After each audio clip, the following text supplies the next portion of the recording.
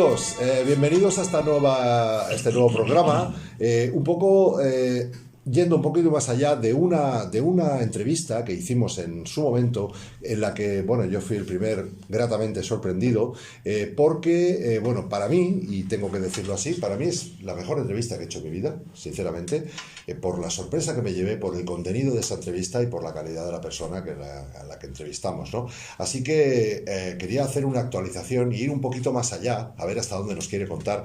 Así que os quiero quiero presentar a Pedro Varela. ¿Qué tal, Pedro? Gracias. Gracias por venir. Por volver a verte y estar aquí. Muy bien. Bueno, la única pregunta que tengo en este vídeo va a ser ¿cuántos segundos van a tardar en censurarlo en YouTube? Eso también es cierto. Tendrás que ir a otros canales. Ya lo he hecho y he buscado alternativas. Hay algunas alternativas a YouTube que de momento no están tan fiscalizadas. Tienen menos difusión, pero existen. Menos difusión, pero exactamente. Cuando tienes el vídeo, por lo menos ya te lo guardan. No te saltan las alarmas como ahí, que bueno, me saltó pueden ponerlo y automáticamente censurado en 30 y tantos países, ¿no? Digo, pero bueno... Si solo hablases del agua de mar, no te pasarían estas cosas. Bueno, me pasan otras, que también no sé si me viste en la 4 peleándome con todos los de la 4, en fin. Los dogmas son siempre difíciles de romper. Así que, bueno, Pedro, yo me gustaría hoy ir un poquito más allá de aquella entrevista que hicimos, para mí mítica, ¿no? Y conocerte un poquito más a ti. Yo no sé si a ti te gusta mucho hablar, no, creo que no, hablar mucho de tu vida y de quién eres y tal. Puede ser aburrido, ¿eh? A la gente le interesan los temas generales que le afectan a su vida personal. La vida personal de un individuo pasa desapercibida en la eternidad y desaparecemos, o sea que muy importante no es. Pero sabes, Pedro, yo no me refiero tanto a lo que es tu vida en sí, a nivel de cotilleo, ni mucho menos, sino porque una persona que te quiere mucho me dijo hace poco, te vas a reír, me dice, Pedro Varela es que es un monje. Es que es un monje este hombre. Exageran, yo creo. Bueno, pero planteado en el contexto de esa conversación, diciendo, pues, oye, vegetariano, no fuma, no bebe, tiene una autodisciplina tremenda, o sea, una serie de valores. Entonces yo me gustaría conocerte un poco más a ti para saber de dónde vienes. En ese sentido. Sí. O sea, sin duda. Sí. Porque, por ejemplo, empezar un poquito, y ya sabes tú que mis entrevistas siempre son improvisadas, ¿no? ¿Cómo es que hablas también alemán? ¿Has vivido en Alemania? No, estudié aquí en Barcelona con unos amigos que decimos, oye, ¿por qué no estudiamos alemán? Nos gustaba la cultura alemana, todo lo que es el pensamiento, la música clásica, los artistas, el movimiento romántico alemán, y tienes una simpatía que te lleva a querer leer qué pone en aquel cuadro o qué dice aquella composición. Y entonces con un par de amigos decidimos hacer cada miércoles clases en casa de una de las amigas. Venía una profesora que era canadiense alemana y nos dio clase algunos meses. Lógicamente estas cosas duran poco porque la gente se cansa, ¿no? Sí. Pero luego lo retomamos posteriormente con otros amigos y finalmente pues me apunté a la Escuela Oficial de Idiomas. Luego estuve un tiempo en el Goethe Institut y cuando hice la carrera de Historia había lo que se llaman créditos de libre elección, que tú puedes escoger asignaturas, ¿no? Y en los créditos de libre elección me apunté a todos los idiomas posibles. Hice los 5 de inglés, los 5 de alemán, 3 de francés, 3 de italiano y 1 de ruso. Pero ya con tanto tiempo me he olvidado de lo poco que aprendí. Pero es muy práctico en la Europa, la cultura europea, con un gran abanico de idiomas y de culturas. Sí. Porque por mucho que digan que el inglés es el idioma internacional, no te reciben igual en Japón o en el Tirol si hablas su idioma y conoces su cultura que si les hablas un inglés quebrado, ¿verdad? Entonces creo que eso ha sido importante. Luego, lógicamente, nuestro contacto con todo el mundo wagneriano, de la asociación wagneriana, del mundo de Ricardo Wagner, nos llevó a profundizar en el pensamiento, es un tema más complicado, y lógicamente el interés histórico por el nacionalsocialismo nos llevó a tener contacto con la nación alemana de aquella época. Y ahí te lleva, lógicamente, a investigar la documentación, los libros, entrevistar a las personalidades que lo vivieron, adentrarte en su mundo y entonces tienes que aprender alemán. Sí. Porque tu nivel de alemán es a nivel de conferencia. Yo te he visto dar conferencias en alemán, ¿o no? Sí, bueno, hago de intérprete y les traduzco, ¿no? Y realmente, pues sí, hice toda la carrera, después de acabar historia, hice la carrera de filología germánica y todos los niveles que habían aquí en Barcelona. ¿Sí? Vale, la pasión tuya por llamarlo de alguna forma, por lo alemán, porque creo que antes te venía un poco la pasión por ser piloto, por la aviación. Sí, ¿Es bueno, posible, aquí o? yo creo que nos viene un poco de familia. Ahora que se hablaba tanto de Franco, que lo acaban de desenterrar, pobre Sí. hombre, Ajá. pues yo viví la época de Franco con muy pocos años. Ajá. Entonces yo tenía 8, 9, 10, 11, cuando él falleció tendría 16. Y yo viví pues lo que me tocó vivir por parte de mi familia. Ya. Mi abuelo era industrial textil en Tarrasa, había sido del partido monárquico, se había presentado como concejal en contra del segundo separatista de aquella época, años 20 y 30, Sí. y en la guerra civil lo perseguían, lógicamente. Había lo que llamaban el famoso coche negro, no sé si estás introducido en esos temas, no. había un coche negro en Cataluña que se paraba delante de alguien que iba a misa el domingo, o tenía una industria, o era de derechas, y ese coche negro significaba que desaparecías. Se los llevaban, los fusilaban y desaparecías. Y en casa de Los anarquistas, quizá. Sí, anarquistas, o CNT, FA y tal, ¿no? Vale. Entonces los llevaban aquí al Revolt de la Paella, al Tibidabo o cualquier otra cuneta y los fusilaban.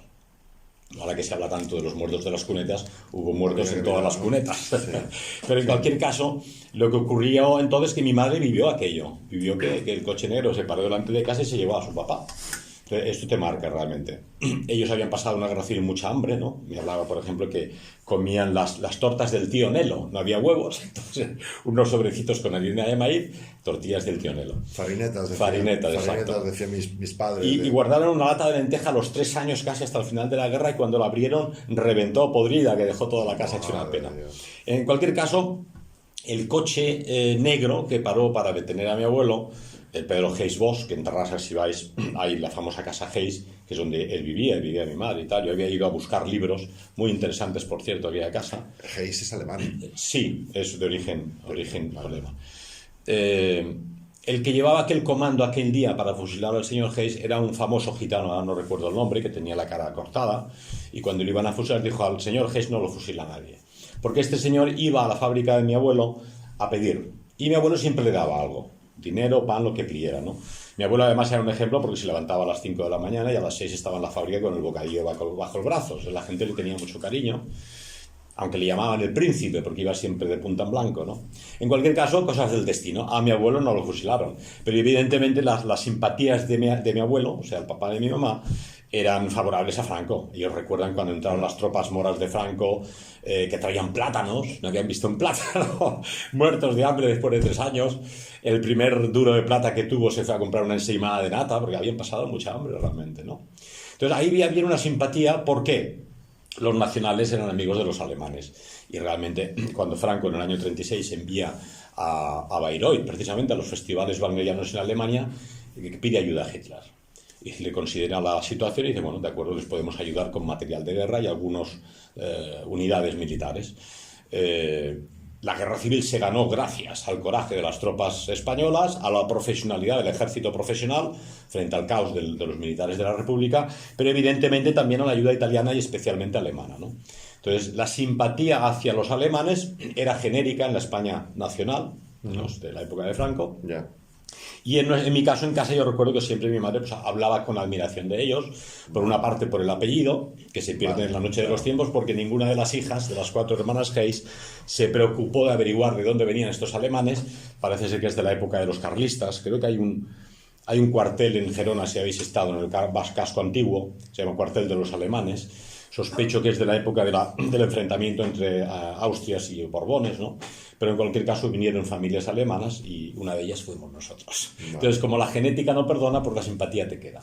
Vale. Entonces, había una simpatía por parte de mi madre, por parte de mi abuelo y por el hecho de haber colaborado a vencer en aquella guerra, donde lo que nosotros vivimos, cada familia, cada provincia, tiene su vivencia de aquella guerra, pues fue aquello: el hambre, los crímenes y las checas y el coche negro, ¿no? Vale. Entonces, esa es la simpatía que nos llevó a tener una simpatía por lo alemán de alguna forma. Vale.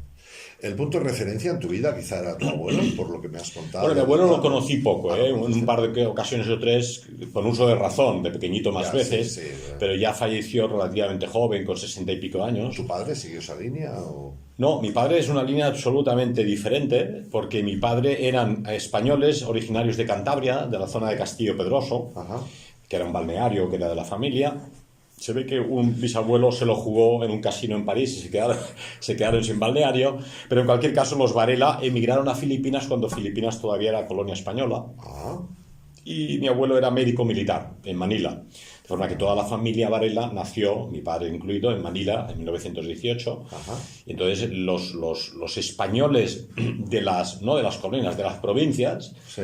de españolas, eran muy españoles, pero estaban un poco a la margen de la política europea, ¿no? La veían lejana.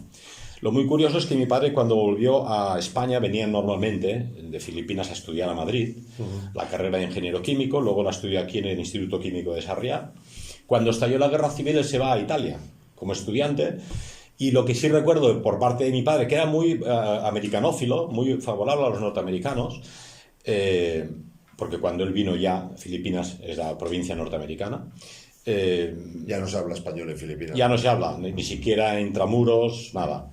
En cualquier caso, en Italia él solo hablaba maravillas. Dice, bueno, es que aquello nos lo daban todo gratis, yo hacía deporte, él era un gran deportista, remaba, hacía halterofía, hacía gimnasia y tal. Voy atando cabos, vale. Entonces, claro, la simpatía por Italia desde su parte era que todo era gratis, que todo lo pagaba el Estado, que los trenes llegaban puntualmente y que era la modernidad. O sea, hay que ponerse para juzgar una época, hoy en día cuando los progres y la izquierda habla de los fachas, no saben ni lo que dicen.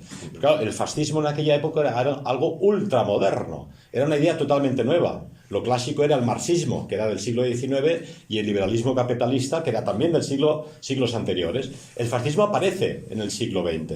Y Mussolini crea una idea absolutamente nueva, que se llama fascismo, que es unir al pueblo, a todas las capas sociales, con una meta común. Era un socialista, porque él era procedente, creo que lo hablamos en la última entrevista, sí. Era miembro del Partido Socialista, era un hombre de la izquierda, pero dice, yo soy de izquierdas, pero no internacionalista, soy italiano. Y piensa que toda la modernidad, por ejemplo, el futurismo, ¿no? En pintura y en arte, que era rompedor a inicios del siglo XX, todo era fascista, ¿no? Las grandes exposiciones, ¿no? Los grandes trenes bólidos, los grandes corredores de carreras. Italia era lo que Estados Unidos fue para nosotros en los 60, la modernidad, ¿no? Entonces, esto es lo que vivió mi padre. Entonces, mi padre tenía simpatía por Italia solo porque lo vivió y vio que yo era una maravilla cómo funcionaba. Vale. Pero al volver a España, nosotros, toda la familia, fuimos durante muchos años norteamericanos. Porque mi padre, al ser de Manila, ya era provincia americana. Pero en época de Franco era muy complicado ser inmigrante, entonces cada año tenías que ir a renovar los papeles y era un lío, y finalmente en cierto momento ya se nacionalizó la familia española. Bueno, o sea que de alguna forma yo soy de origen norteamericano por pasaporte, de familia de Filipinas de Cantabria y de familia catalana, mi madre era de Geis Arc, vos de Basea, de catalana dels Quatre Costats, pero con una pincelada de Alemania, ¿no? Menudo batiburrillo. Un batiburrillo total. De todas formas, ahora que decías que con Franco eran... Bueno, tengo que hacer mención de que vamos a hablar de temas en los que pensamos... Y esto es un ejercicio que creo que se debería hacer más a menudo, ¿no? Sí. Pero en los temas que no pensamos igual, y algunos pensaremos total y diferente, pero qué bonito poder hablarlo. Sería... Exactamente. Es fantástico, ¿no? Incluso de los temas en que no estuviéramos de acuerdo, o los que dudamos. Exacto. Esa es la ventaja de la supuesta democracia, que se tiene que poder hablar de los temas. Debería poder ser. El problema es que hay hoy en día autoridades, aquí tenemos a nuestro amigo Acacio Friera entre el público, que tenía muchas ganas de conocer, que ha vivido precisamente de qué forma existe en Cataluña el fiscal para delitos de odio, Miguel Ángel Aguilar, que es el típico progre, que dice, no hay delitos de opinión, pero hay opiniones que son un delito. Wow. Lo cual es un sofisma como una catedral. Pero así consiguen censurar y dilapidar a cualquiera que no opina como ellos. Pero esto no es nuevo. Todos los regímenes políticos, sea los caballeros medievales, las monarquías absolutas, el marxismo, el fascismo, Hitler, Franco, todo el mundo censura a la alteridad ideológica y política. Pero los demócratas tienen un problema y es que no lo son. Claro. Y es que dicen una cosa y no la cumplen, ¿no? Entonces están todo el día hablando, no existen delitos de opinión, pero hay opiniones que son un delito. Bueno, toma ya, por eso no es novedad, es un sofisma. Entonces, mis opiniones son un delito para este señor, pero en teoría en este régimen, que todo se viene abajo, ¿no? La economía, la etnia, la nación, las fronteras, la religión, la fe, la familia, hay algo sagrado que es la libertad de expresión, pero es falso. Pues estoy aquí precisamente porque a mí me han coartado la libertad de expresión como editor, la libertad profesional, como librero, como historiador para investigar o como individuo y ciudadano que quiere hablar de los temas que le da la gana. Y como digo yo siempre, y se lo advierto al fiscal para que no se lleve error, no ha nacido todavía mamífero vertical bípedo implume que nos vaya a decir a nosotros lo que podemos decir o no. Habráse visto, ¿verdad? Entonces esto para que lo tengan claro y no pierdan el tiempo.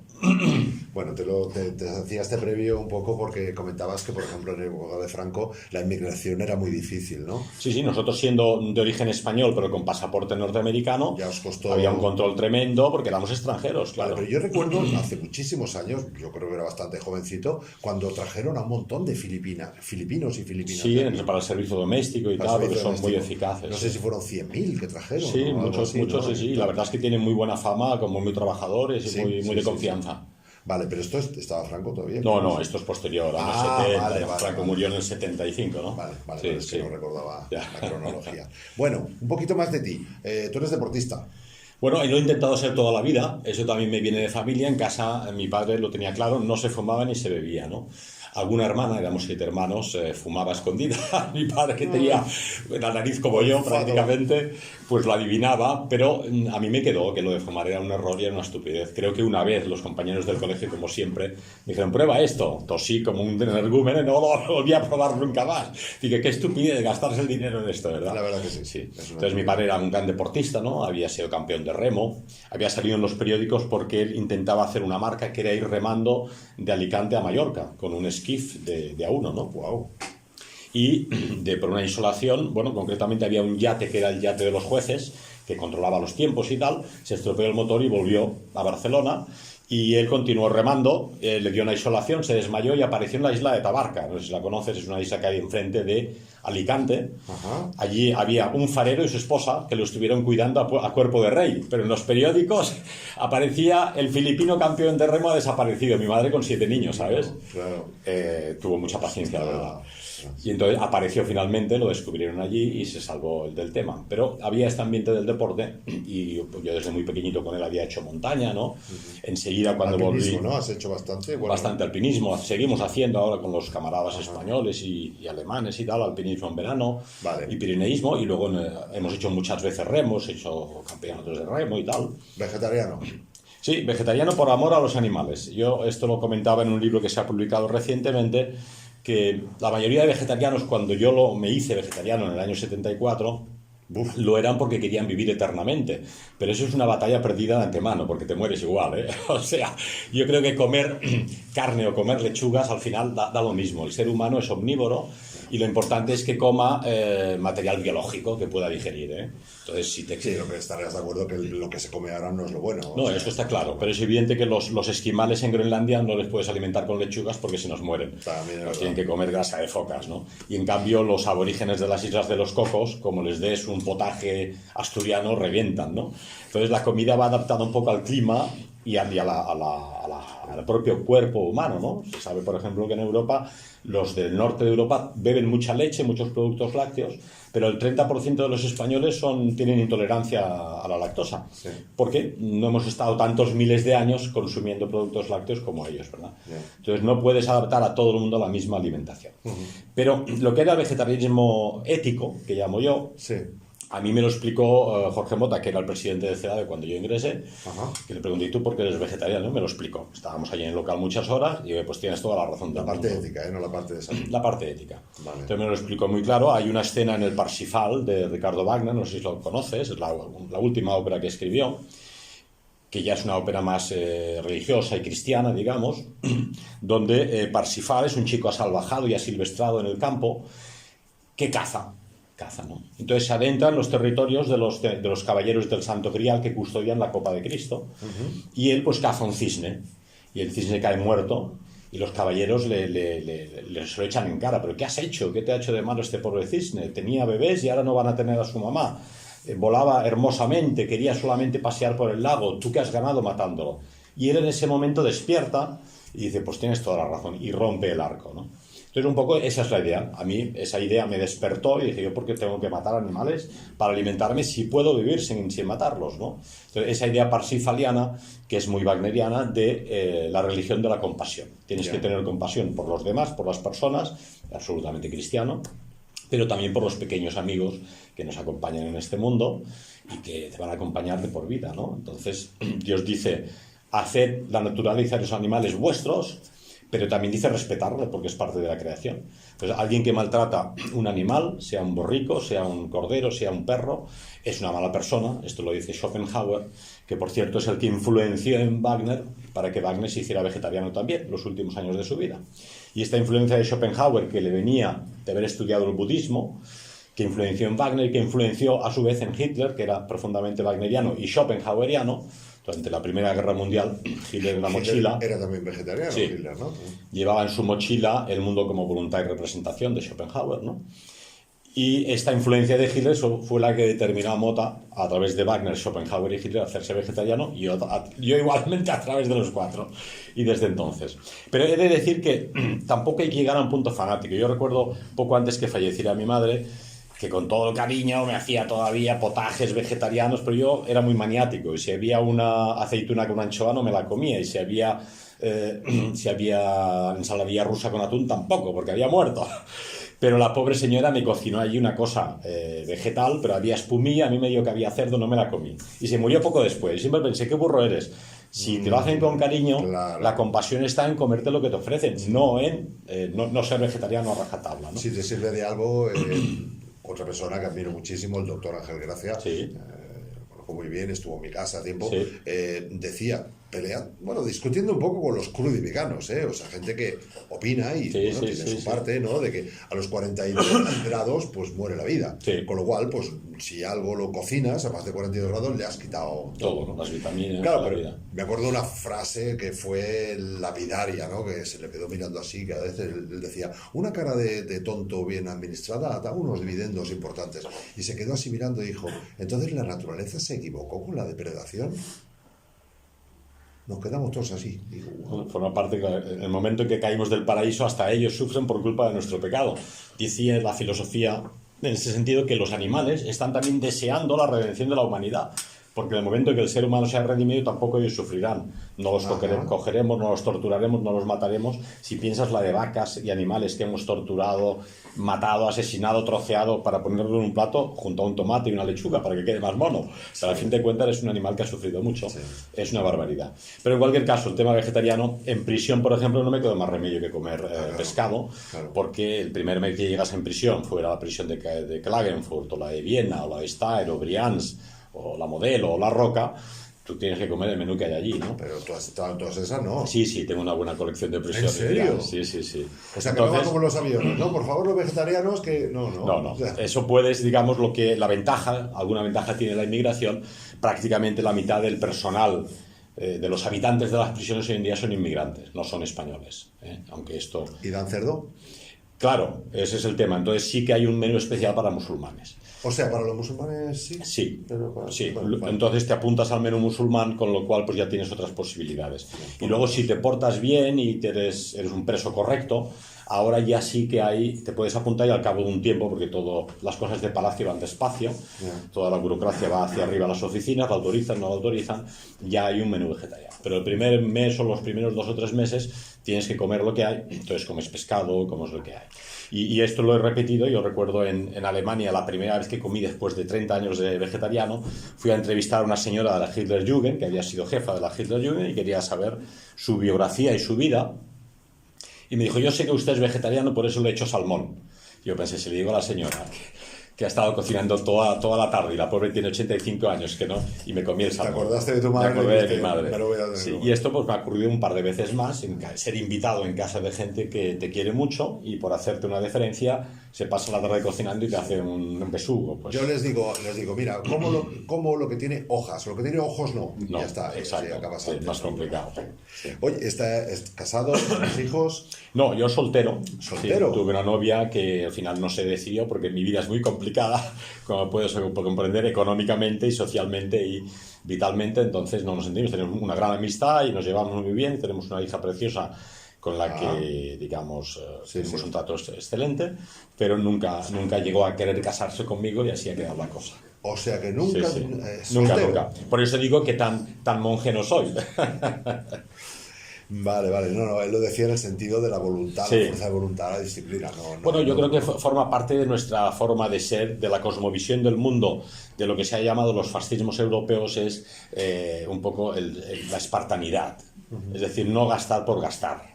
Ya. Es decir, tú puedes comer realmente con poca cosa y no necesitas. No quiere decir que en Navidad, si hay un gran banquete en la familia, que disfrutes del banquete y no ser un serio y un amargado de la vida, ¿verdad?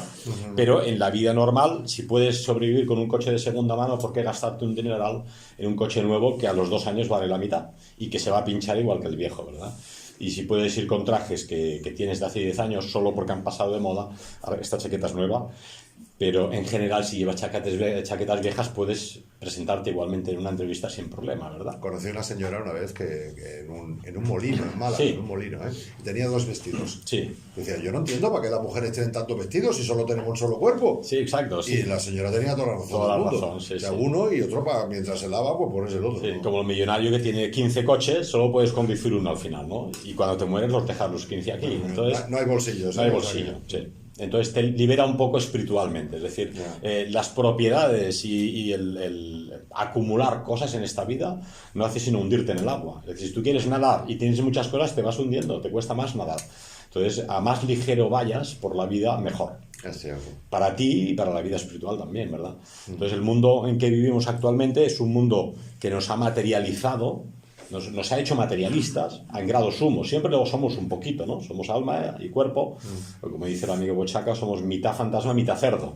La mitad cerdo hace todo lo que hace un cerdo, ir al baño, comer, dormir, reproducirse. Bochaca, me encantaría conocerlo. Y en cambio de la parte del fantasma pues es espiritual, ¿verdad? Pero en el mundo actual concretamente, donde existe una apostasía generalizada y la gente se aparta de Dios, pues se tienen que agarrar a lo puramente material y les da la sensación que a más tengan, más seguros se sienten.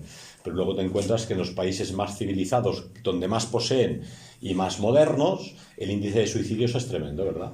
Porque es la desesperación de saber que hay un final en esta vida y que todas estas posesiones materiales no me van a ayudar en absoluto. Antes, al contrario, ¿no? Sí. Como decían nuestros clásicos, que te afanas por tener y más tener, si esto en tu muerte ha de ser fiscal que te ha de acusar.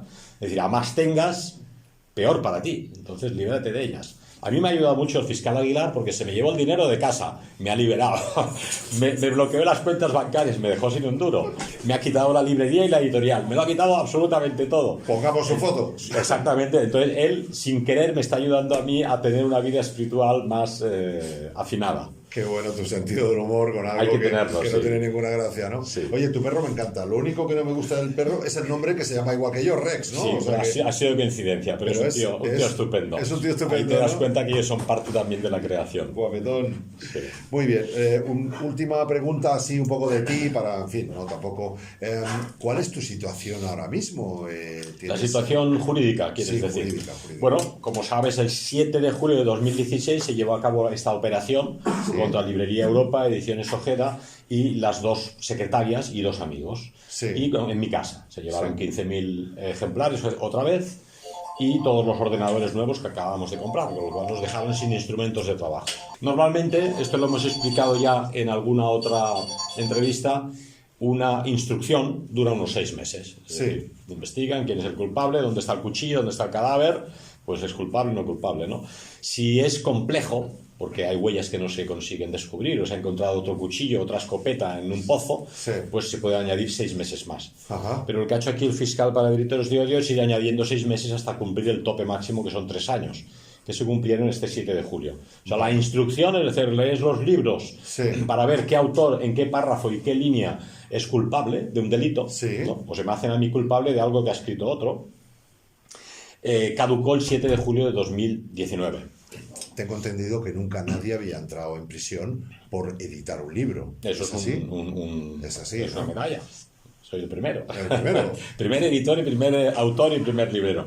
En cualquier caso, en julio de 2019, la única forma que había de alargar la instrucción todavía más, es una forma de arruinarnos económicamente Ya. y mantener la librería cerrada, fue imputar a un nuevo acusado, que en este caso fue a Cacefriera, que curiosamente lo único que hacía para Ediciones Ojeda este señor era diseñar las portadas. O sea, Madre mía. a mí me acusan del contenido de los libros, pero a él le acusarán de haber diseñado las portadas Madre de los libros en cuestión. Porque otra cosa no hace, aparte de llevar el blog con el que da a conocer al mundo nuestra situación, ¿verdad? Yo lo que creo es que el fiscal este, que es un hombre... Se pueden decir muchas cosas de él, pero es una mala persona, que es lo peor que se puede decir de alguien. Él lo que quiere es aniquilar al enemigo, a quien él ha decidido que es el enemigo, ¿no? Entonces, cuando yo estuve en prisión en Brians de 2010 a 2012, la librería Europa sigue funcionando porque había un equipo, había 2 secretarias que atendían el teléfono, que enviaban los pedidos, los amigos seguían editando los libros, los traductores traduciendo, el diseñador diseñando, y el mundo sabía lo que ocurría con Pedro Varela. De hecho, se editaron muchos libros y cada sábado había conferencias.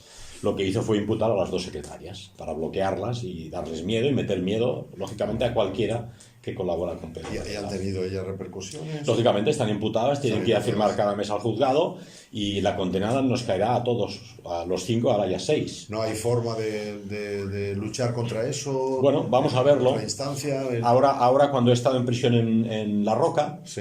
Ya no existía la librería porque estaba cerrada policialmente, sí. precintada. Pero el amigo Acacio Freire ha seguido dando a conocer al mundo mi situación con el blog. Esto es lo que ha querido o ha pretendido el fiscal Aguilar bloquear. Acuso a Acacio Freire, entonces se morirá de miedo y se irá a su casa. Pero no sabe que Colmar me lo ha dado. Sí, realmente. No tiene pinta de cobardía. No tiene pinta, no. No tiene pinta. En cualquier caso, esto es un tema que llevan los abogados. La vía normal es que finalmente en enero acabe la instrucción, que la instrucción es simplemente el escrito con miles de páginas diciendo de qué somos malos, acusándonos de todo. Ya. Dirán, en tal libro se dice tal cosa, por lo tanto eso es un delito, con lo cual tienen el problema de que hay una Constitución española que no permite prohibir libros, ni pensamientos, ni ideas, y que el Tribunal Constitucional ya, en mi caso, opinó que no se podía perseguir libros. ¿Qué hará cuando lleguemos al Tribunal Constitucional esta nueva vez? Tendrá que reafirmarse en lo que decidió o cambiar de opinión, con lo cual queda fatal. Yeah. Pero como sabes, el Tribunal Constitucional lo nombran los políticos, el PSOE y el PP, entonces ponen a su gente, ¿no? Una vez se acabe la instrucción, la Fiscalía entregará el escrito de acusación, después de 3 años o 4, y el abogado tendrá 10 días. Es un poco injusto, ¿no? Ellos tienen 4 años para escribir el escrito de acusación y el abogado tendrá 10 días a lo mejor o un mes para el escrito de defensa. Y con el escrito de acusación y el de defensa, eso va al juez, que ya da una fecha para un juicio oral.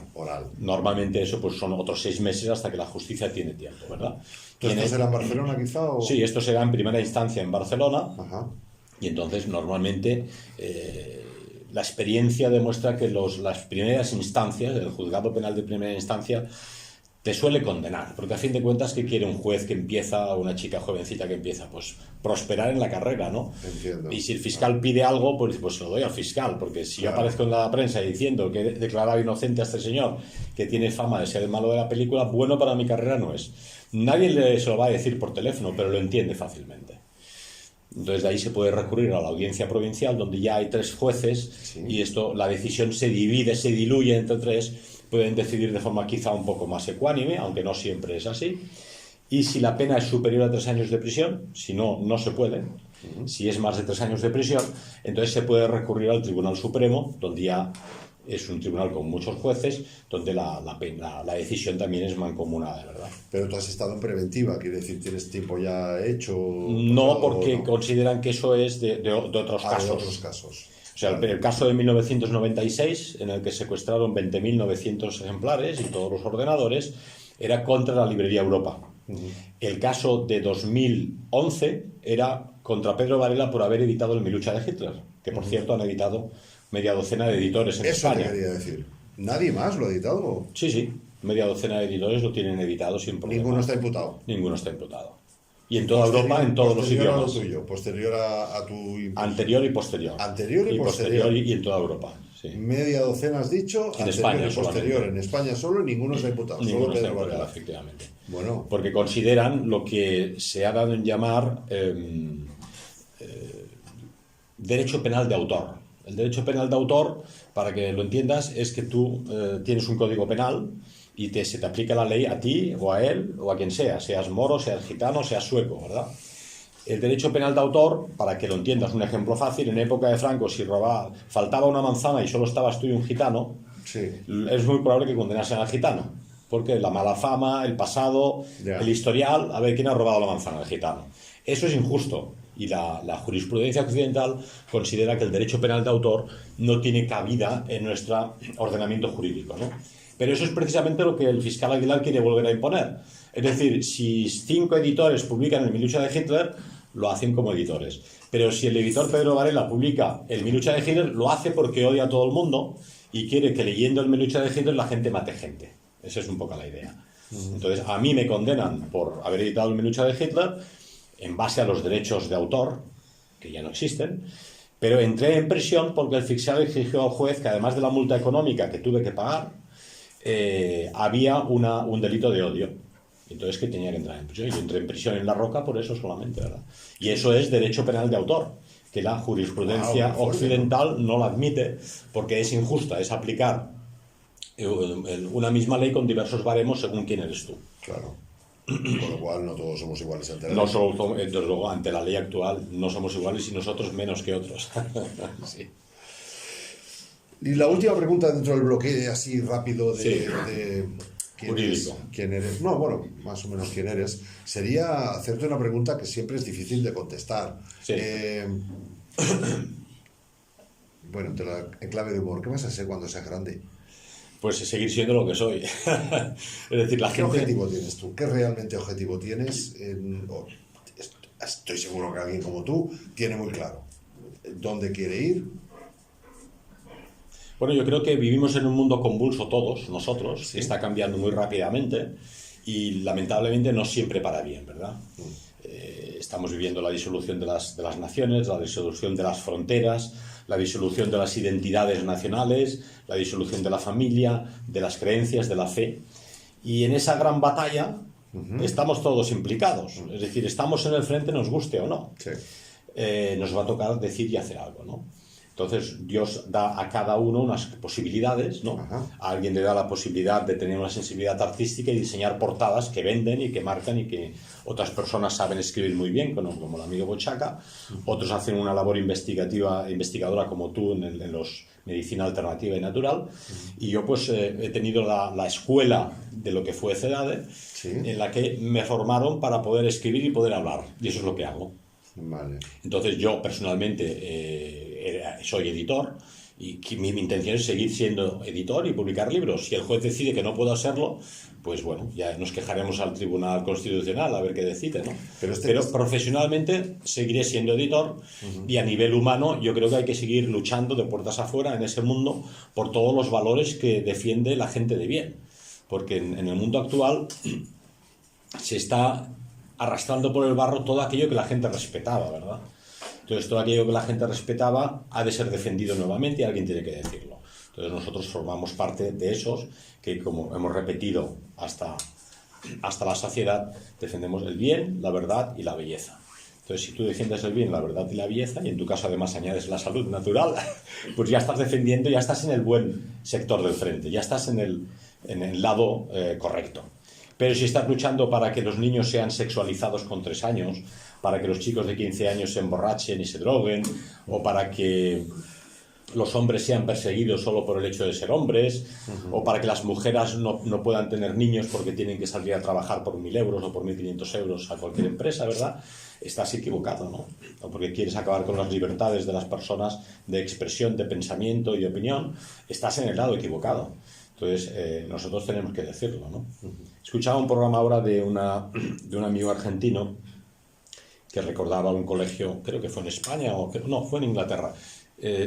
Querían imponer esta idea de la ideología de género y la sexualización de los niños pequeños en el colegio, ahora, el año pasado.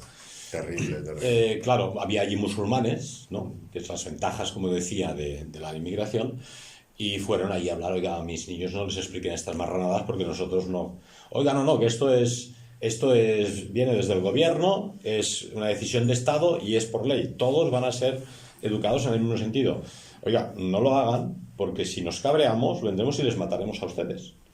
Que los musulmanes tienen fama de que cuando se cabrean cumplen lo que dicen, ¿no? Y si se les da un psicoflash, te cortan el cuello.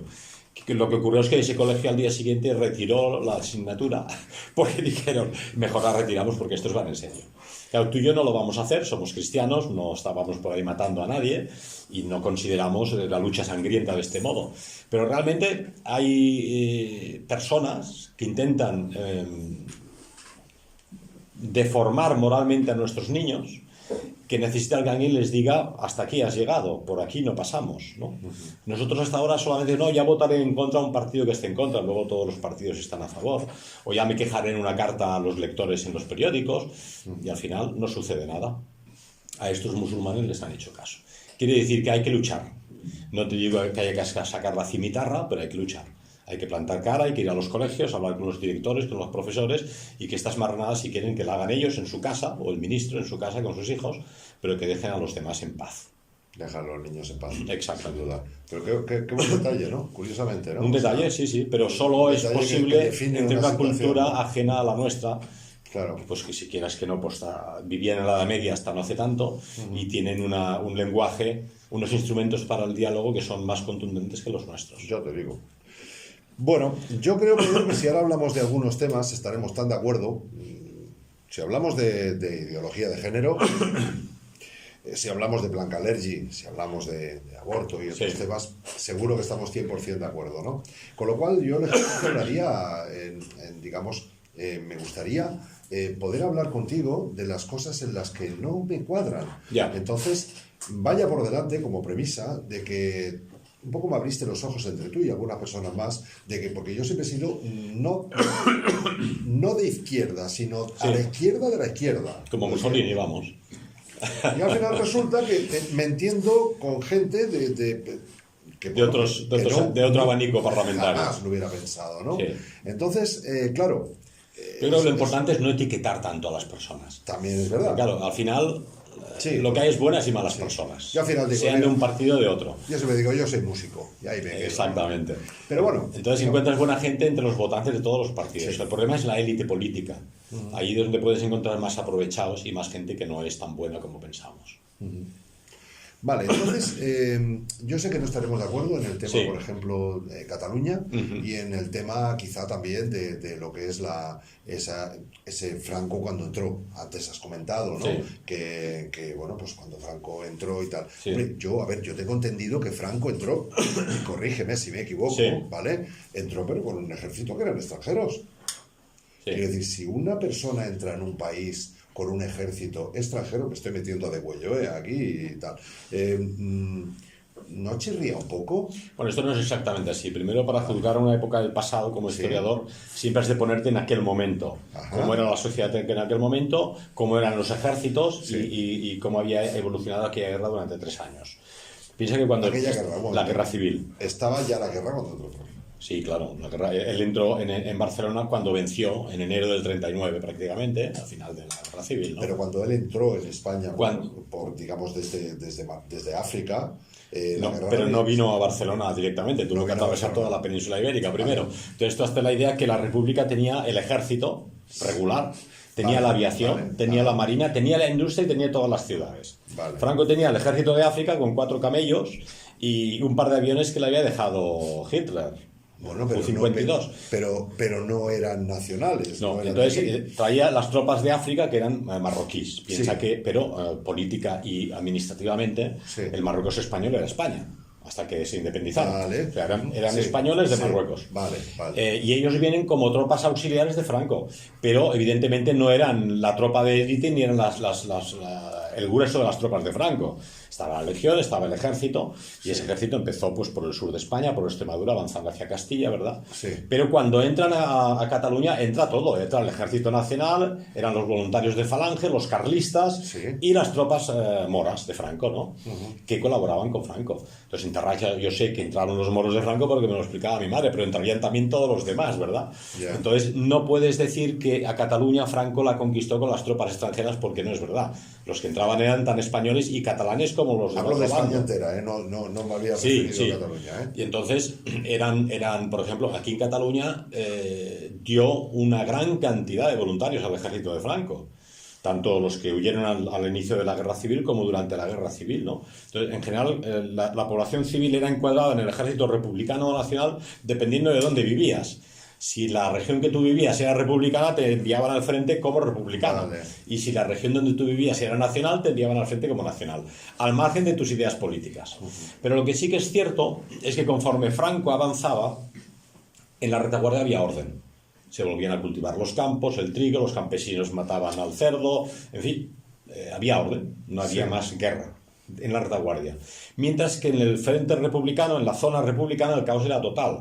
Estaba el Partido Comunista imponiendo sus criterios decididos directamente desde Moscú. Estaban los anarquistas, como has mencionado antes, la CNT, la FAI, el Partido Socialista, los demócratas liberales, los demócratas sinceros, que enseguida se arrepintieron de haber declarado... Sinceros. Sí, por Ortega y Gasset o el doctor Marañón eran republicanos sinceros, pero cuando vieron cómo evolucionaba la cosa se desapuntaron rápidamente, ¿no? Entonces no puedes hablar de un bloque monolítico. Entonces a Franco le dio la victoria en que en la retaguardia había orden. Eso, y para un militar como era él, el orden era esencial, ¿no? Entonces, ahora estamos viendo todo el tema de Cataluña desde el adoctrinamiento de los últimos 30 años y de la Cataluña que tú estás viviendo, que estamos viviendo aquí. Sí. Pero en aquella época, si te vas al cementerio de Montjuïc, verás que todas las tumbas están en castellano y nadie les obligaba. Tumbas del siglo XIX, ¿verdad? Vale. Mi abuelo, que era catalán pels quatre costats, parlava català. Nosotros hemos vivido muchos años en Jaén y en Huelva y en Valencia. Hablábamos castellano, pero mi madre hablaba siempre catalán al teléfono con sus hermanas y con su papá, ¿no? Pero cuando salían de casa, si con las personas que se encontraban no eran catalanes de pura cepa, hablaban castellano sin problema. Era la lengua franca para todo el mundo, ¿no? Sí. Y eso es una decisión que tomaron los mismos catalanes. La burguesía catalana consideraba en el siglo XIX que el catalán estaba muy bien para casa, era el idioma de casa y era el idioma de los payeses, pero los burgueses en la ciudad hablaban castellano. Y eso no les obligó Franco, porque Franco todavía no existía. Yeah. O sea, fue una decisión personal de ellos por lo que fuera. No vamos a adentrarnos en ese tema, porque es un tema ya cultural, ¿verdad? Sí, sí. Y es normal. Siempre hay una lengua de más prestigio, que es el inglés en Inglaterra, el alemán en Alemania, el alto alemán, ajá, y el castellano en España, que desde la época de Alfonso X el Sabio, él mismo... escribía poesía en gallego porque lo consideraba un idioma más bonito para la poesía, pero el idioma oficial de la corte decidió que tenía que ser el castellano, a pesar que la zona castellano parlante en aquella época era muy estrecha, no era ni la más grande de España, ¿verdad? Yeah. Y Jaime I el Conquistador en Cataluña pues, tenía 3 hijos, 2 hijas y un hijo creo, con uno hablaba catalán, con el otro castellano y con el otro latín.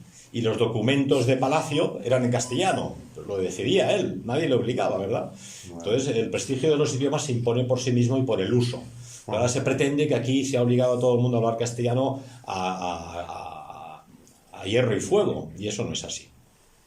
Entonces, el tema catalán no puede ser que no estemos de acuerdo, porque los dos somos catalanes. Sí. Entonces, la situación es muy sencilla. O amamos Cataluña porque es nuestra tierra, y amamos toda la cultura catalana y todo su pasado y toda su historia. Vale, pero lo que no estamos de acuerdo es en la explicación política que se ha dado a esta cuestión en los últimos 20-30 años y que ha adoctrinado a muchos chicos jóvenes que en realidad tienen poca... Ni la de aquí ni la de fuera, las dos adoctrinadas. ¿Estarás de acuerdo que también se ha adoctrinado? Yo creo que no. Tú hablas con un andaluz en Sevilla o en Murcia y simplemente les sorprende lo que está pasando. Nadie les ha dicho, tú tienes que ser españolista y odiar a los catalanes. Yo no lo he vivido nunca. Ya te digo que he vivido en Jaén, he vivido en Huelva, en Valencia...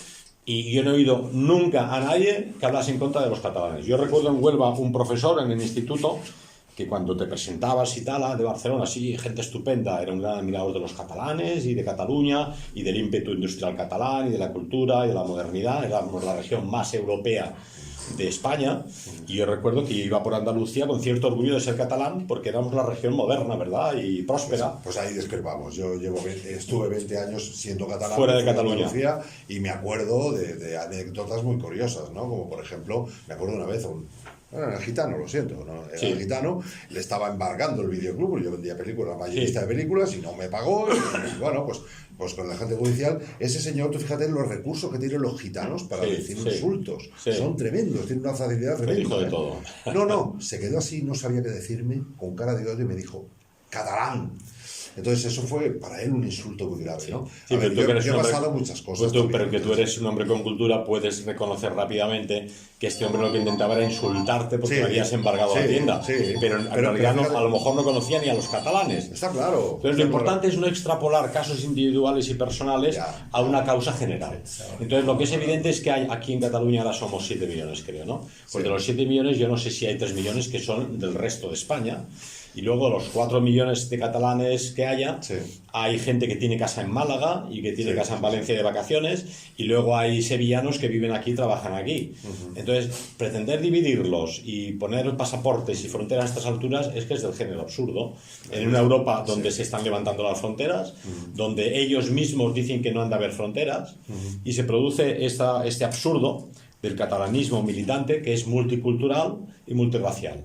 Dicen no a los castellanos y aragoneses porque son españoles, pero luego dicen no a cualquier moro, cualquier negro, cualquiera de una raza, una cultura y una región del mundo muy extraña y muy lejana, es catalán si parla catalán. Bueno, es que eso ya es absurdo. Es pero ahí te demuestra que es simplemente se ha fomentado un odio al resto de España que no tiene sentido. Porque en general el resto de España no odia a los catalanes, Sí. y excepto el caso de tu gitano y alguno más puede haber, pero también encontrarás aquí más de un catalán que odia a los españoles sin sentido de ningún tipo. Cuando llegué a Cataluña de nuevo, me peleaba con todo el mundo aquí, porque Claro. todo que si catalán, que si el catalán, decía, chicos, Sí. tampoco exageremos, ¿no? Pero es verdad que ese adoctrinamiento, en honor a la verdad, lo he visto aquí Sí. y lo he visto fuera, ¿eh? O sea, te puedo contar no solo una anécdota, sino muchas Sí. de... Falta de tacto. Detallitos. Ah, tú eres catalán. Pues yo una vez conocí un catalán que era buena gente. Toma ya. Y te quedas así y dices, ¿a qué niño ser amable? No, Sí, pero no lo ha sido. No, pero no lo ha sido. Sí, ¿no? sí, O sea sí, que, sí. ¿sabes? Ya, pero Un poco de no, todo, ¿no? tú tienes que tener el criterio para saber determinar el nivel intelectual y cultural Sí, de cada sí, persona y tener sí. en cuenta si eso te lo dice el ministro de Cultura o el rey o el presidente del gobierno, dices, ya tiene otro valor. Pero si te lo dice el gitano o una persona, Bueno, Fraga Iribarne decía que Cataluña era tierra ocupada. decía, ¿no? Pues Decía. era una persona con poca diplomacia, desde luego. Ese era ministro, ¿eh? Sí, sí, sí, sí. Bueno. Pero en cualquier caso, ahora, por ejemplo, están hablando los separatistas más radicales de que fuera la SEAT de Martorell porque son fascistas. Bueno, primero hay que ser subnormal, es decir, es la pena que Franco hizo poner la SEAT en Barcelona, ¿no? O sea, ideal para la economía catalana, y ahora estos separatistas radicales catalanes la van a echar fuera.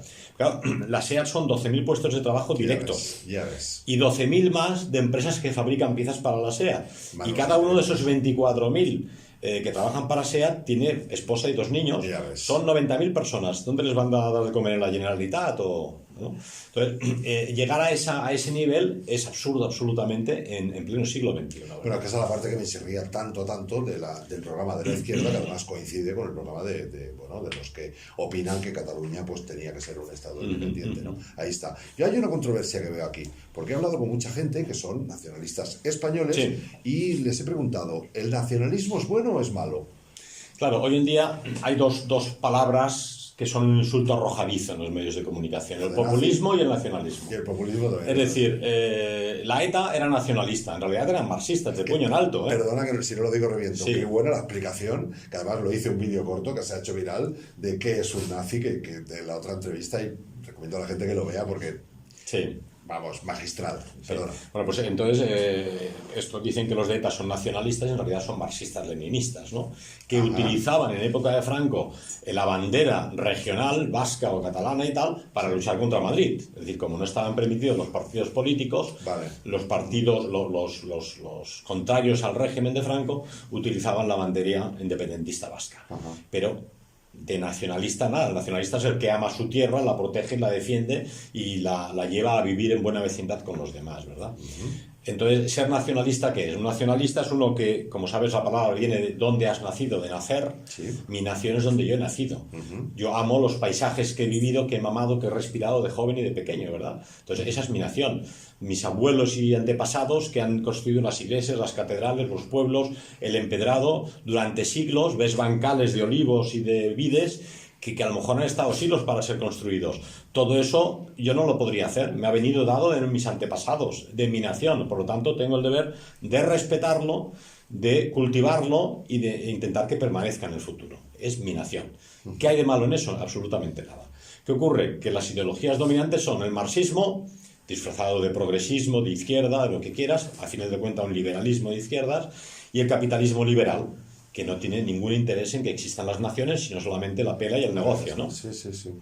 Para ellos el nacionalismo, claro que es malo, porque las naciones defienden a su gente. Hoy en día es todo lo contrario. Es decir, de las 100 primeras economías del mundo, de las 100 primeras, 47 no son naciones. hasta Estados Unidos, Inglaterra, Alemania, pero luego te viene Walmart, te vienen empresas que tienen un Producto Interior Bruto, digamos, igual que el de Hungría, Dinamarca o países importantes, ¿verdad? Es decir, para el capitalismo liberal, el dinero es apátrida y no nos interesan las naciones. De ahí que te viene un tío como Soros, este judío húngaro, que declara claramente que él se dedica a arruinar naciones y que es totalmente amoral. Dice, si yo arruino una nación y la gente pasa hambre, pero yo me enriquezco, en el mundo capitalista lo importante es tener éxito en los negocios. Bueno, pues él lo defiende, pero lógicamente un nacionalista dice, yo no puedo defender a este hombre, no solo no lo puedo defender, tengo que intentar neutralizarlo y que lo metan en prisión, porque es un delincuente, está haciendo pasar hambre a las personas, está arruinando las monedas de las naciones y tiene dos objetivos principales. Una, eliminar las fronteras, porque cuando el hombre queda mezclado en un melting pot de diversas razas y culturas, ya no tienes raíces, eres un producto para el mercado. Y la otra es apartar al hombre de Dios y llevarlo al nihilismo, porque si no tienes fe y no tienes religión, tampoco tienes nada que te una a una existencia trascendente, ¿verdad? Entonces, nosotros, me preguntabas yo qué querría hacer. Si te parece, si es el nacionalismo es bueno. Yo creo que es bueno porque nos defiende a la comunidad de los tiburones financieros o de los que quieren un internacionalismo como el marxismo o aquellos que promueven la sociedad multicultural y multirracial. Entonces, por ejemplo, hablando del tema nacional catalán, yo creo que es bueno que haya un catalanismo, yo soy catalanista, y no creo que sea ni malo que haya un nacionalismo catalán, el que yo defiendo, que es el de la Renaixença, que es el romanticismo cultural catalán. Porque tú tienes que defender a tu gente, a tus artistas, a tus poetas, a tus autores, que la gente conozca a los pintores. Es decir, que el gitano que tú tuviste problemas en Andalucía, el gallego, el extremeño, conozca a Rusiñol, a Vayreda, a Maragall, a Verdaguer, que conozca la cultura catalana y diga, ostras, qué pintores, qué escultores y qué poetas tenéis en Cataluña.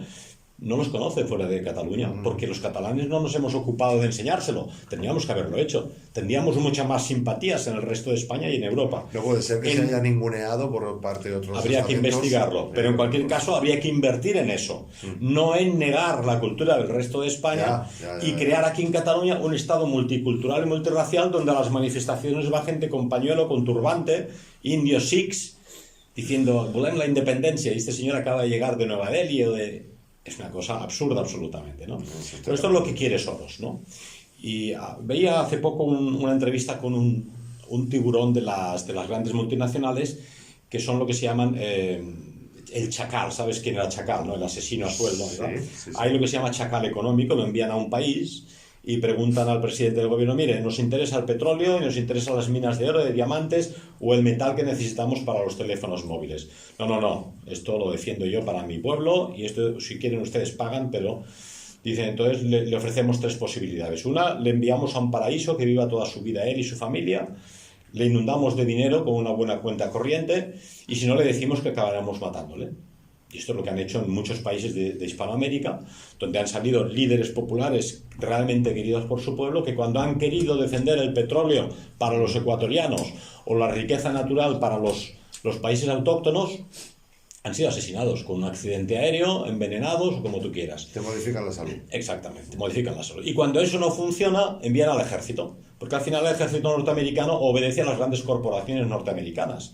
Hemos hablado de 100 grandes economías mundiales. 50% son naciones todavía y 50% son grandes corporaciones. Pero esas grandes corporaciones son casi todas norteamericanas.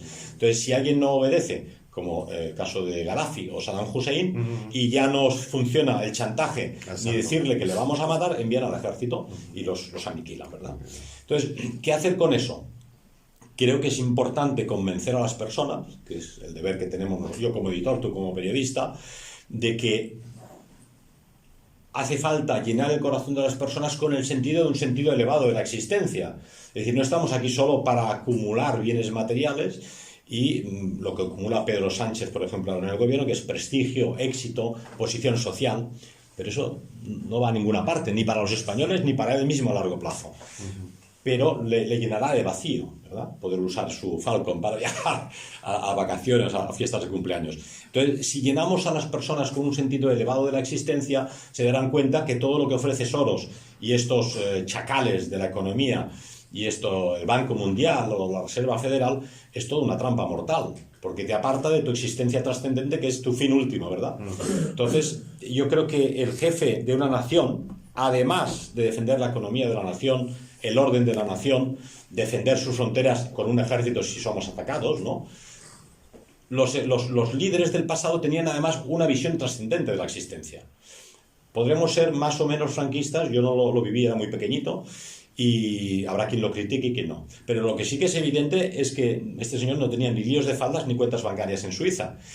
Franco. Y en todo caso, con su nacionalcatolicismo tenía una visión espiritual católica para la población española. Bueno, pues ya tenía era no solo darles 4 millones de viviendas, que las hizo, aunque ahora han quitado las plaquitas de vivienda protegida, porque eso es memoria histórica, sino darles un sentido de la existencia. Para él era eso.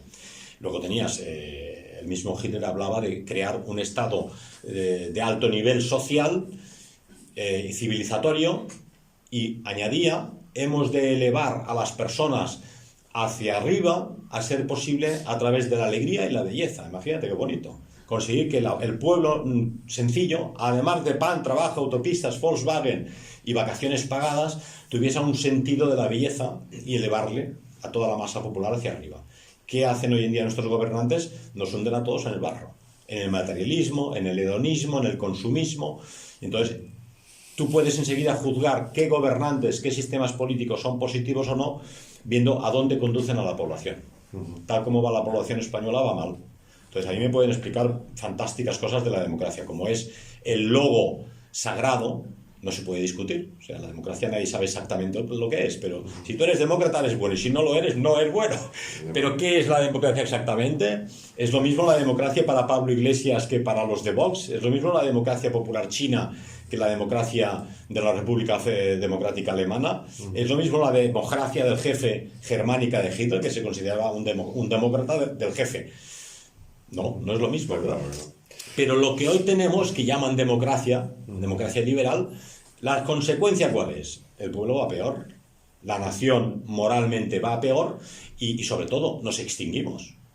Las mamás no pueden tener niños porque tienen que trabajar, no tienen medios económicos para alimentar suficientes bocas, el capitalismo sustituye a la población con pueblos extranjeros que no son integrables. Tú puedes integrar tranquilamente en Cataluña o en Galicia a un negrito de África o a un árabe o a un indio, pero si vienen 5 millones ya no los integras, crean comunidad. Claro. Entonces se crea un gueto que es Calcuta en Barcelona o que es Nigeria en Galicia, ¿no? Entonces, si creas ese gueto, lo que estás es disolviendo la identidad propia de los catalanes, de los gallegos y de los españoles en general. Bueno, y una última pregunta, porque nos vamos ya de tiempo, que me contestarás con un titular, ¿no? ¿Cómo acabará esto? Está la cosa muy fea aquí en Cataluña. ¿Cómo lo visualizas tú que va a acabar? Bueno, ¿eres optimista ahí? ¿Acaba esto o acaba todo? Porque lo de Cataluña es solo un acto del gran escenario. Yeah. Entonces, esto no acaba, para empezar. Es decir, el mundo desde lo de la manzana, que llamo yo, estamos en un combate constante. Vale, o sea, si alguien te ha dicho que vivirás eternamente en paz y comeremos perdices y seremos felices como en los cuentos, te está engañando. Sí. Porque la vida no es eso. Sí. La vida es luchar y luchar es vivir, que decimos nosotros. Yo haría Zuma lo que es el concepto de Cataluña. Entiendo bien, que está... Si te vas a Cataluña, es evidente que está como el resto de España y el resto de Europa. Es una población cada vez con menos valores. Por ejemplo, leía un día una estadística de los niveles de creencia y de fe en España, que han bajado muchísimo, ¿no? Están al 50%, según por regiones, quizá en Andalucía más toda la parte práctica de las profesiones de Semana Santa, procesiones y tal, y la región con menos fe era Cataluña, ¿no? Yo pensaba, me da igual quien gobierne, pero una nación con tan poca fe es un mal asunto para el futuro, porque sin fe se pueden hacer muy pocas cosas en la vida, ¿eh? Se pueden hacer algunas, pero no a largo plazo, y sobre todo no puedes dejar a tus hijos y a tus nietos unos valores a largo plazo. Pero has hablado de fe. Sí. ¿La fe es lo necesario o son necesarios los valores cristianos, digamos, de honestidad, de hacer el bien, de amar, etc.? Yo creo que la honestidad de los valores están en todas las religiones y las culturas. Tú puedes encontrar un indio de las praderas o un samurái japonés que tiene unos valores, y en general en todas las naciones hay un sentido de la honradez, de la palabra dada, de defender a los débiles y a los oprimidos. El cristianismo en Europa, nosotros somos de la cultura cristiana, lo ha implementado al sumum porque lo ha llevado a las instituciones, a las universidades, a los colegios, a la educación, forma parte de nuestra esencia, ¿no? Entonces, cuando yo hablo de valores y de fe, en Europa, en España es lo mismo. En España concretamente es el catolicismo, vale, y la fe y son los valores. Yo he tenido amigos, estoy pensando ahora en el profesor Forrisson en Francia, un gran revisionista, que era ateo y de la Liga de Ateos de Francia y anarquista, pero era una persona honesta, recta, veraz. Entonces, para mí este hombre ya estoy convencido que San Pedro le tiene la puerta abierta, pero si no hay la misa, pues bueno, no lo habrían informado correctamente. En Cataluña la cosa está regular porque, como hemos dicho, durante 30 años ha habido una educación de la juventud no tiene la educación global y holística de toda Europa, de toda España, y es muy de campanario, es un nacionalismo muy de pequeño campanario. Lo meu es lo bo y lo altre es dolent. Eso es malo, porque si alguna ventaja te da el turismo y viajar y aprender idiomas es que ves mentalidades diferentes y diversas y te da una amplitud de miras. Aprecias otras formas de ser, aunque no sean las nuestras, pero cuando vuelves a casa dices, hombre, pues lo nuestro tampoco está mal, ¿eh? Y estos no lo tienen, ¿verdad? Pero si eres un nacionalista de campanario, es que no ves nada, eres como una mula con orejeras, ¿verdad? Entonces, con gente así es muy difícil comentar, como estamos hablando tú y yo, aunque no estemos de acuerdo, estamos hablando. Claro. Pero ahora yo no tendría problema en hablar con un separatista catalán radical, a condición de que me escuchara y yo lo escucharía a él también, ¿verdad? Sí. Pero si no quiere escuchar y lo que quiere es tirar adoquines, es mal asunto. Claro. Entonces, el problema es que Madrid, el problema de la democracia, durante 40 años, y además yo digo culpable es Madrid, ha estado dando a los gobiernos separatistas catalanes diversos, de los Pujol a sus sucesores, todo aquello que exigían, sabiendo que era un error a largo plazo. Digo, ¿por qué no nos dais una televisión independiente para nosotros? Vale, pero nos votáis los presupuestos en Madrid porque no tengo votos, los del PSOE me los boicotean, y Aznar les dio lo que quisieron y más. Bueno, Canal Sur también querían una tele, claro, los andaluces querían una tele suya, ¿no? Y el PSOE también les dio lo que quisieron. Entonces, claro, tienen la policía independiente de ellos, ¿no? Tiene el jefe supremo de los Mossos, es el señor Torra, y la televisión pública catalana, le habla a Pilar Rahola, está abonada ahí porque habla cada día y da su opinión, bueno, como todas. Y entonces la educación de los medios de comunicación, todo eso va formando en los colegios a los niños, y estos niños que ahora tiran adoquines en las calles de Barcelona son las nuevas generaciones, porque los catalanes de tu generación quizá os pegabais con los grises de Franco en la universidad. Claro. Pero no tirabais adoquines a la gente y quemabais la ciudad, ¿verdad? Yo creo que a la situación, si no se corrige la educación de las nuevas generaciones, la cosa no va a ir a mejor. Sí. Pero yo creo que lo que hay que ir es a un entendimiento y a elevar el nivel cultural de todos, los españoles, incluidos los catalanes. A mayor nivel cultural tengan los catalanes, los auténticos catalanes, menos ganas tendrán de pelearse, porque un catalán con auténtica cultura apreciará tanto los autores de la Renaixença catalana como los autores del siglo de oro español. Tío, hombre, es que el castellano tiene unos autores y unos poetas y unos escritores de obras de teatro sensacionales, pero si no los conoce dirás que los españoles todos van con alpargata y borricos, y en cambio aquí somos unos tíos listísimos. En cuanto tengan cultura van a ver que se equivocan, pero hay que darles la cultura, y al gitano tuyo de Andalucía hay que darle también cultura para que respete a los catalanes, que es de lo que se trata. Un gusto, como siempre. Un placer tenerte a ti de periodista. Conocer. Y ya me explicarás un día las ventajas de beber un vaso de agua de mar cada mañana. Somos agua de mar, somos agua de mar. Pero los médicos dicen que no. No, los médicos, bueno, tú sabes cómo los funciona médicos esto, oficiales. Sabes cómo funciona perfectamente. Ya hablaremos. Sí, una anécdota, en la Luftwaffe durante la Guerra Mundial, como todas las aviaciones de aquella guerra, perdían muchos pilotos que caían en el mar, ¿no? Sí. Entonces tenían una chalupa de goma a ver lo que aguantaban. Entonces querían saber si se moría un piloto antes bebiendo agua de mar o de sed. Pues ya lo han hecho. Y entonces hicieron experimentos con voluntarios, decían, oiga, pruebe usted de beber agua de mar, a lo mejor vive usted un poco más hasta que lleguemos para salvarle, ¿verdad? Sí. Y me hizo gracia, pensé en ti.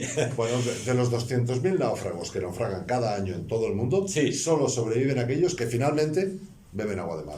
Pero bebes un poquito, porque si vives en exceso salinizas el cuerpo. Es que todo, hasta lo bueno malo en exceso, como los nacionalismos. O sea, una cosa es un vaso de agua, otra cosa es un tsunami, ¿no? Pero en medio está, como siempre, el equilibrio. El punto de equilibrio. Muy bien, un placer. Muchísimas gracias. Gracias a ti por atendernos. Y muchas gracias a todos. Y hasta el próximo.